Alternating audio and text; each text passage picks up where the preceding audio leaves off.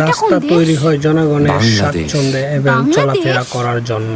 কাঁচা রাস্তাকে অন্তপক্ষে একটু ভালো রাখার ভবিষ্যতের জন্য বাংলাদেশ। বিশেষভাবে আপনাদেরকে একটু দৃষ্টি পৃথিবীর উন্নত আকর্ষণ দেশগুলোর করছি খুব আমরা। বেশি ক্ষতি না হলেও বাংলাদেশের মতো দেশের ক্ষতি হবে অনেক এই অনেক উন্নত বেশি। যোগাযোগ ব্যবস্থার মাধ্যমেও সভ্যতা, সংস্কৃতি এবং জীবনমানে পরিবর্তন হয়, কিন্তু কিছু মানুষ যখন রুচির দুর্ভিক্ষে ভুগতে থাকে তখন নিজের পথকে করে রাখে সংকটাপন্ন।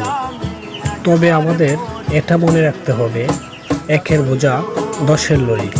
আমরা 10 জনে মিলে যে কাজটা করতে পারবো, একে একজনের পক্ষে সেটা অন্তপক্ষে সম্ভব না।